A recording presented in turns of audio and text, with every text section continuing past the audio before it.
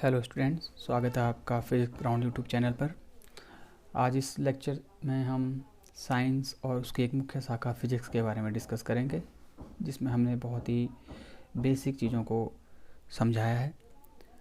तो सबसे पहले साइंस साइंस क्या है? साइंस एक सिस्टमेटिक स्टडी है जो हमारे आसपास का जो फिजिकल वर्ल्ड है, नेचर में प्रेजेंट जो फिजिकल वर्ल्ड है, उसमें जो चीज़ें हैं, जो फिजिकल फिनोमिना हैं, उनको हम ऑब्ज़र्व करते हैं, बहुत सावधानीपूर्वक ऑब्ज़र्व करते हैं और फिर समझने की कोशिश करते हैं। उस समझ को नॉलेज के फॉर्म में हम बनाते हैं और इस तरह की जो चीज़ें हैं उसको हम साइंस कहते हैं, जिसके अंतर्गत हमारे पास बहुत सारी बेसिक ब्रांचेज हैं, जैसे जी केमिस्ट्री है, फिजिक्स है, बायोलॉजी है, अर्थ साइंसेस हैं, स्पेस साइंसेस हैं। ये सब मिलकर साइंस बनाती है। इसके अलावा भी हमारे पास बहुत सारी साइंस की ब्रांचेज हैं जो कि हम देख सकते हैं कि बहुत महत्वपूर्ण हैं साइंस के पूरी तरह से समझने के लिए। हमारा जो मेन मकसद है, यहाँ पर हम फिज़िक्स के बारे में बात करेंगे। फिज़िक्स को माना जाता है कि वो टॉर्च बेयरर की तरह काम करता है सभी साइंसेस के लिए। और फिज़िक्स क्या है? फिज़िक्स विज्ञान की वह शाखा है जिसमें हम मैटर और एनर्जी और उनके आपस का जो रिलेशन है उसको समझते हैं, उसको पढ़ते हैं। कोई भी फिजिकल फिनोमिना जो हमारे आसपास फिजिकल इन्वायरमेंट, ऑब्जर्वेबल इन्वायरमेंट में हो रही है, उसको स्टडी करना, उसको जो फंडामेंटल लॉज, जो फिनोमिना जिससे कि वो फिजिकल फिनोमिना हो रहे हैं, उनको समझना है। हमारे नेचर में बहुत सारे फिनोमिना, फिजिकल फिनोमिना हर दिन काफ़ी टाइम से, अचानक से, किसी भी तरह से घट रही हैं। उनको ऑब्ज़र्व किया जाता है, एक्सपेरिमेंट्स किए जाते हैं उनके साथ, और उनके पीछे जो प्रिंसिपल हैं उनको वेरियस लॉज की फॉर्म में, फंडामेंटल लॉज की फॉर्म में प्रस्तुत किया जाता है, ताकि हम फिज़िक्स को अंडरस्टैंडिंग कर सकें, फिज़िक्स को अंडरस्टैंड कर सकें, फिज़िक्स की अंडरस्टैंडिंग और अच्छे से हमारी हो सके। इसी क्रम में हम सभी ने देखा होगा, जैसे जो बेसिक स्टफ़ है हमारे पास आसपास, जैसे फोर्सेस हैं, कई तरह के फोर्स लगते हैं। इसी तरह से मोशन है, कई तरह के मोशन हैं, जैसे रेक्टिलिनियर है, रोटेशनल है, पीरियडिक मोशन है, जो हमारे दैनिक जीवन में हमें दिखाई देते हैं। हीट है, हीट एनर्जी है, इलेक्ट्रिसिटी मैकेनिज्म से रिलेटेड हम हर दिन कुछ ना कुछ करते ही रहते हैं। सुबह उठते ही हमें सबसे पहले लाइट, मैटर, ये सब आसपास दिखता है हमारे। साउंड, ये सब फिनोमिना हमारे डेली लाइफ की फिनोमिना। अगर हम थोड़ा आगे बढ़ें और अपने को थोड़ा सा और नज़रिया बढ़ा के देखें, तो जो फिज़िक्स है हमारे चारों जो मौजूद है, जो हम हर दिन ऑब्ज़र्व करते हैं, जैसे colour of sky, ocean wave किस तरह से फॉर्म कर रही हैं, हीट एंड लाइट जो है, हमें किसी भी कोई भी सब्सटेंस, कोई भी मटेरियल जो बर्न हो रहा है, कोई भी ऑब्जेक्ट जो बर्न हो रहा है, उससे हमें हीट एंड लाइट एनर्जी मिलती है। ऑब्जेक्ट्स का towards the earth, towards the centre of earth गिरना, एक फैसिनेटिंग जो एक फैक्ट है, the spherical shape of soap bubbles, sunset, sunrise, birds का फ्लाई, जो स्काई में फ्लाई कर रही हैं, जो इस तरह से चल रही हैं। और एक अगर हम बियॉन्ड दी अर्थ सरफेस या स्पेस की बात करें, जो है मून, जो है हमारे अर्थ के चारों ओर चक्कर लगा रही, इसी तरह से सन के चारों ओर प्लैनेट चक्कर लगा रहे हैं। ये सब फिनोमिना जो हैं हमें रोज़ दिनचर्या में, अपनी दिनचर्या में देखने को मिलती हैं। व्यवहारिक चीज़ें हैं जो हर किसी को हर दिन कुछ ना कुछ, किसी ना किसी फॉर्म में मिलती हैं। तो इन्हीं व्यवहारिक चीज़ों, जो फिजिक्स जो हमारे चारों ओर फैली है, इसी को फंडामेंटली फिजिक्स में 4 तरीके से इसको डिस्ट्रीब्यूट किया गया है। सबसे पहला जो है क्लासिकल मैकेनिक्स, दूसरा जो है quantum mechanics, relativistic mechanics, and last one जो है क्वांटम फील्ड थ्योरी। ये चारों बहुत मतलब ब्रॉड क्लासिफिकेशन है। इसके अलावा भी हम इनको सब कैटेगरीज में डिवाइड कर सकते हैं। क्लासिकल मींस क्लासिकल मैकेनिक्स, हम जिनको हम नेकेड आई से ऑब्जर्व कर सकते हैं, ऐसे फिनोमिना, ऐसे ऑब्जेक्ट, ऐसे मोशन जिनको हम नेकेड आई से कहें, या उनका साइज शेप लार्ज होता है। अगर हम उनकी लेंथ की बात करें तो उन ऑब्जेक्ट्स का डायमीटर कहेंगे, या उनको ऑब्जर्व करने का जो है वो काफ़ी लार्ज सिनेरियो में रहेगा। वेयर एज जो क्वांटम मैकेनिक्स का है, क्वांटम मैकेनिक्स की स्टडी है, वो हम और जो फंडामेंटल स्केल पे चले जाते हैं, जहाँ पे लेंथ स्केल जो है काफ़ी नीचे, काफ़ी बहुत डिक्रीज़ होती रहती है उसकी वैल्यू, बहुत हम कहेंगे शून्य की ओर अगर हम बढ़ रहे हैं, अब उससे भी नीचे जा रहे हैं, तो लेंथ स्केल में अगर हम और नीचे जाएँ, माइक्रोस्कोपिक लेवल पे जाएँ, तो हम वहाँ पे उस तरह की जो फिनोमेना वहाँ पे घटती हैं, वहाँ क्वांटम मैकेनिक्स को स्टडी करता है। और अगर हम स्पीड के टर्म्स में बात करें तो स्पीड है, स्पीड अगर लगातार जो है स्पीड ऑफ लाइट को अचीव कर रही है, स्पीड लाइट की स्पीड की ओर बढ़ रही है, या कोई फिनोमेना जो है वो लाइट की स्पीड से चल रही है, तो उसको हम रिलेटिविस्टिक मैकेनिक्स में इंट्रोड्यूस करते हैं। और इन सब चीज़ों का रिलेटिविस्टिक क्वांटम मैकेनिक्स को मिला के एडवांस जो फील्ड है स्टडी करने के लिए क्वांटम फील्ड थ्योरी है। ये इसके लिए हमें बेसिक क्वांटम और एडवांस क्वांटम को थोड़ा समझना पड़ेगा, और ये डिटेल जो है हायर एजुकेशन में हम इसको स्टडी करते हैं, क्वांटम फील्ड थ्योरी। इसी क्रम में फिज़िक्स, जो बहुत सारे फिज़िक्स पायनियर्स हुए हैं जिन्होंने फिज़िक्स को और ड्रामेस्टिकली चेंज कर दिया। गैलीलियो से ये कहानी हम सबको पता है शुरू होती है, आइजैक न्यूटन आते हैं, मैक्स प्लांक हैं, पॉली डिराक है, एंड फेमस आइंस्टाइन हैं। ये जो हमने ऊपर डिस्कस किया, जो अलग अलग तरह के हमने ब्रांचेस डिस्कस किए, उन ब्रांचेस से इनका काफ़ी रिलेशन है। जैसे आइजैक न्यूटन हम कहें, ये क्लासिकल मैकेनिक्स के एक तरह से जन्म जाता है। न्यूटन इन मैकेनिक्स, क्लासिकल मैकेनिक्स को हम इनकी दी गई जो थ्योरीज़ हैं, मैथमेटिकल फॉर्मुलेशंस हैं, उनसे हम समझ सकते हैं। इसी तरह से मैक्स प्लांक हैं, बोर की जो थ्योरी है वो क्वांटम को जन्म देती है।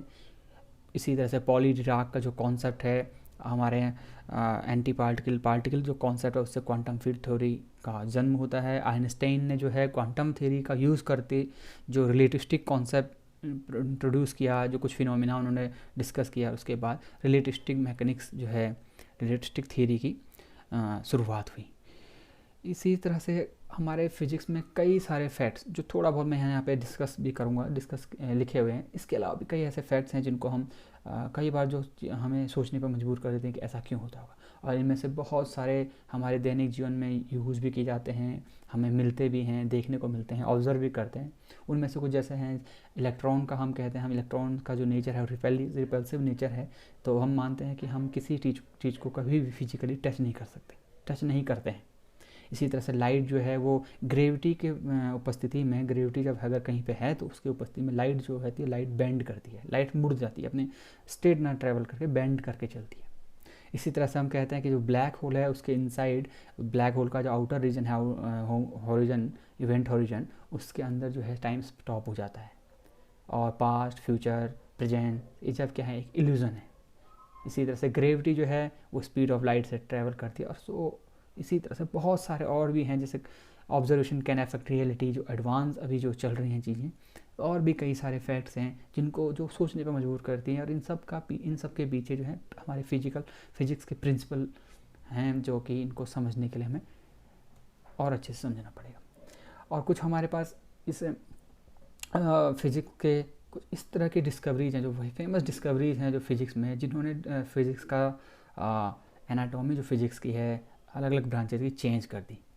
अगर मैं उसी क्रम में बात करूँ, classical, quantum, relativistic and quantum field theory की उसमें क्लासिफिकेशन की टर्म्स में, तो रदरफोर्ड स्कैटरिंग जो है क्लासिकल मैकेनिक्स का बहुत बड़ा एक्सपेरिमेंट है।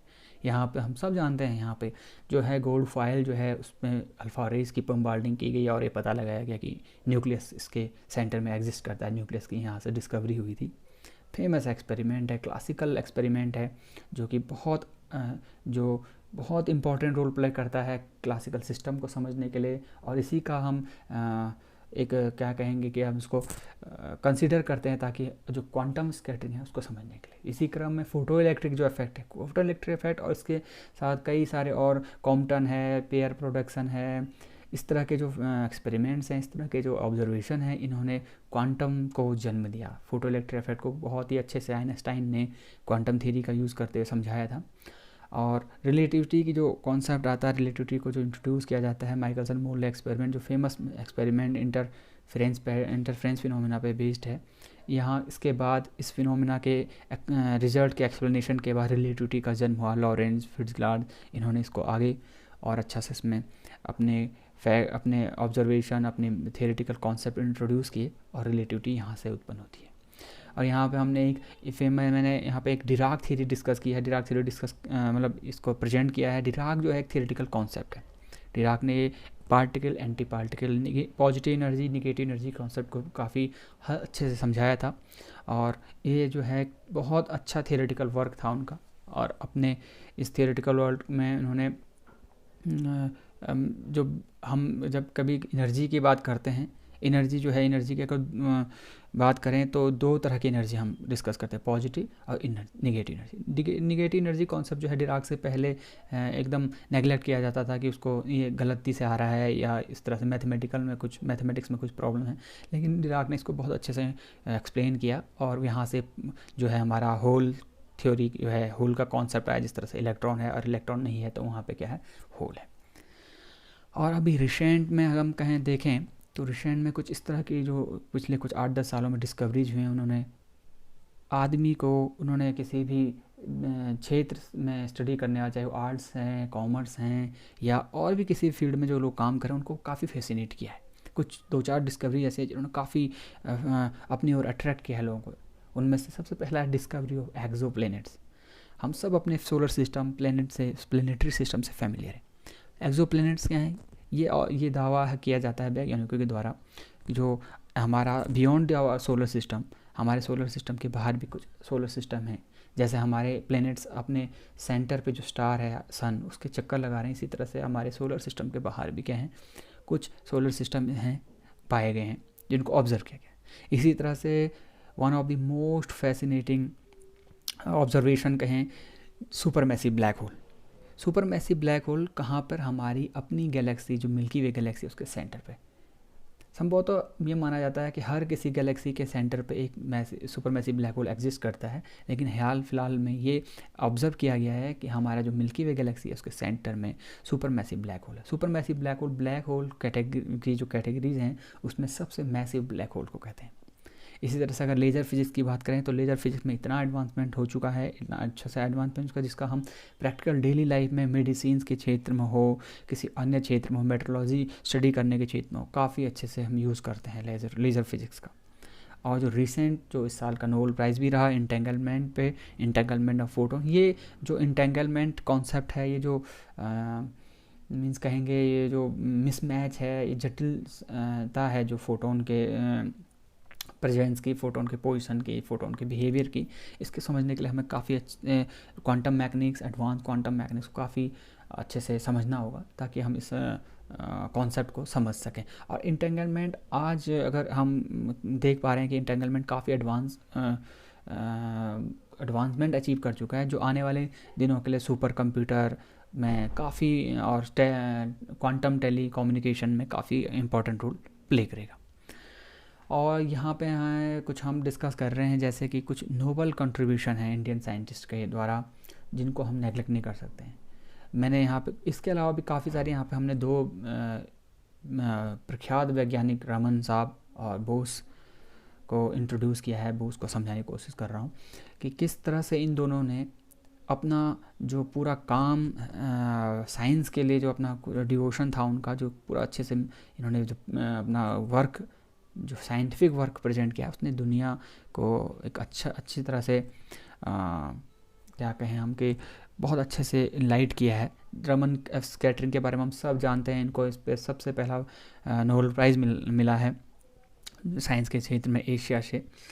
इसमें ये मानते हैं कि अगर हम कोई लाइट जो है, लाइट अगर किसी मॉलिक्यूल से इंटरेक्ट होती है तो उसकी वेवलेंथ में क्या होता है, चेंजेस होते हैं।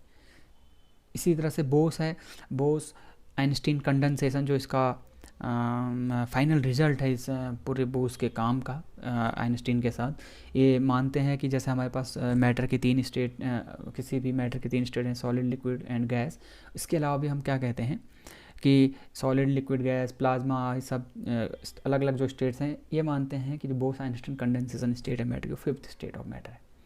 ये बहुत ही मीन्स कहेंगे बहुत ही फैसिनेटिंग और इम्पॉर्टेंट एस्पेक्ट है इस थ्योरी का। इसमें जो बोसॉन पार्टिकल हैं वो एक लोएस्ट एनर्जी लेवल में आकर एक इस तरह का बना देते हैं कि वो सारे मिलकर एक बड़ा इनलार्ज, एक बड़ा सा एटम की तरह बिहेवियर शो करते हैं वहाँ पे। इस तरह से बोस का जो अभी हाल कुछ साल पहले आप लोगों ने सुना होगा हिग्स बोसॉन, जिसको कि आप लोग ने पढ़ा भी होगा। हिग्स बोसॉन, गॉड पार्टिकल, इस तरह से काफ़ी चर्चा में रहा। तो ये जो बोसॉन नाम है इन पार्टिकल्स का, इन फंडामेंटल पार्टिकल्स का, इसका नाम हमारे जो वैज्ञानिक हैं एस एन बोस, इनके नाम के बाद उन पार्टिकल्स को बोसॉन नाम दिया गया। अब हम कुछ MCQs डिस्कस करते हैं जो कि काफ़ी इम्पॉर्टेंट हैं आपके कॉम्पिटिटिव एग्ज़ाम से रिलेटेड। आगे आने वाली वीडियोज़ में भी हम इस तरह के न्यूमेरिकल ओरिएंटेड और थियोरेटिकल जो कॉन्सेप्चुअल क्वेश्चन है उनका MCQs डिस्कस करेंगे। तो पहला MCQ है, the Nobel prize 2022 is given in the field of physics for experiment in.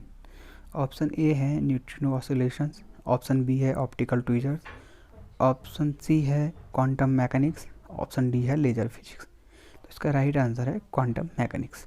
Quantum entanglement जो है, quantum entanglement of photon quantum mechanical phenomena है जो जिस पे एक्सपेरिमेंट करने के लिए नोबेल प्राइज़ 2022 दिया गया। सेकेंड मल्टीपल चॉइस क्वेश्चन है, the Raman effect is scattering of. Option है ए ऑप्शन है एटम्स, बी ऑप्शन है फोटोन्स, सी ऑप्शन है मॉलिक्यूल्स, डी ऑप्शन है प्रोटॉन्स। उसका राइट आंसर है फोटॉन्स, ऑप्शन बी। यहाँ पे रमन इफेक्ट में क्या होता है, जब भी लाइट किसी मॉलिक्यूल के साथ इंटरेक्शन करती है, स्कैटरिंग के बाद जो है फोटॉन्स की फ्रीक्वेंसी में चेंज हो जाता है। ऑप्शन बी जो है राइट आंसर है। मल्टीपल चॉइस 3 है, Bose Einstein statistics is for. Option A है फर्मियंस, ऑप्शन बी है क्लासिकल पार्टिकल्स, ऑप्शन सी है मॉलिक्यूल्स, ऑप्शन डी है बोसॉन्स। तो इसका राइट आंसर है D option bosons. Bose particle जो होते हैं, बोसॉन जो पार्टिकल्स हैं फंडामेंटल पार्टिकल्स, वो बोस आइंस्टीन स्टैटिस्टिक को फॉलो करते हैं, जिनका स्पिन 0, 1, 2 इस तरह से इंट्रिकल मल्टीपल में रहेगा। ये पार्टिकल ही बोस आइंस्टीन स्टैटिस्टिक्स को फॉलो करते हैं। चौथा मल्टीपल चॉइस क्वेश्चन है, Galileo's studies of moving objects led to the idea that a moving object, ये ऑप्शन है will go faster the heavier it is, B option है will seek its natural state of rest, C option है requires a force to keep it moving, D option है comes to rest only if a force stops it।